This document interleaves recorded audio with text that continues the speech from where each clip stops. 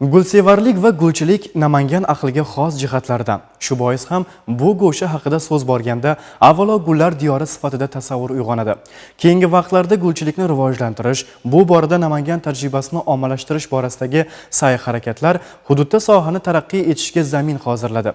Gullar festivali va gulchilar faoliyatini keng rivojlantirish maqsadida hukumat qarorlarining qabul qilinishi natijasida soha Namangan viloyatining drayverlaridan biriga aylandi.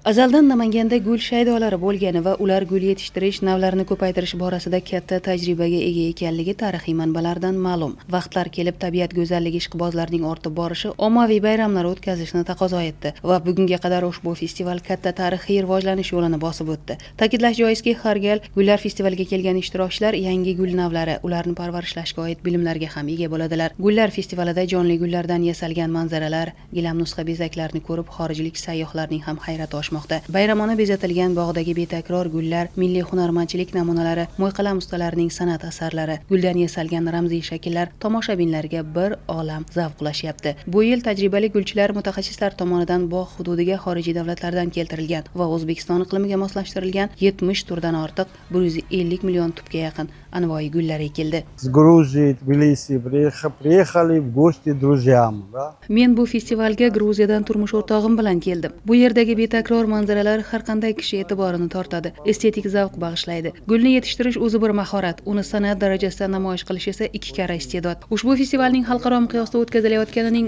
o'zi uning nufuzini ko'rsatib turibdi. Bu yil Namangan jamoaviy gul ekish borasida Ginnes rekordlar kitobiga kiritilganligining o'zi bu boradagi yuksalish, rivojlanish, boshqa joyda takrorlanmas faoliyatga dalil deb o'ylayman. Kelgusida bu boradagi ishlar yanada keng miqyos kasb etishiga ishonaman.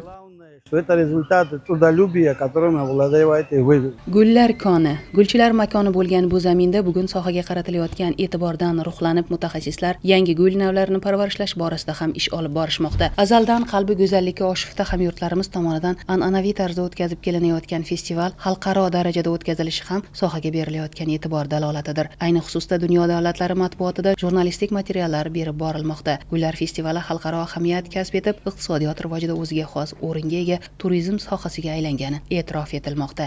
Ko'rdik, juda zo'r, nihoyatda zo'r. Gullar dip bilan yasalgan, o'stirilgan gul bozorni ko'rdik. Voy, bunday ekan. Qaysi gul kerak bo'lsa, borda izlagan gul bor. Kayfiyatimiz ko'tarildi, juda xursandmiz. Attraksionlar ham zo'r ishlatgan, odamlar yaxshi ekan. Ayamay yaxshi. Adam gullarni tanday olmay qiynaldi. Yaxshi gul ko'rgan deb yoqda. Qaysini olishni bilmaymiz. Kampirlarimiz gul olib keling degan. Endi gul olib borishimiz kerak. Yaxshi gullardan tanday olib ketamiz, xudo xolasa. Zo'r, Namangan zo'r shahar. Ilgaridan ham biz ikkinchi yo'li kelishimiz. Namanganda bugun gulchilik sohasida yangi davr boshlandi. Zamonaviy gulchilik plantatsiyalari yaratildi. Gul yetishtirish, hajmini ko'paytirish, mahsulot sotish bozorlarini kengaytirish maqsadida marketing tadqiqotlari ham olib borilmoqda. Innovatsion texnologiyalarni gul yetishtirish jarayoniga joriy etish uchun ilmiy tadqiqot ishlari jadallashdi. Bu boradagi yangilik va intilishlar esa gulga shaydo yurtdoshlarimizning go'zallik va nafosat bobidagi o'ziga xos an'analari davom etayotganidan dalolatdir.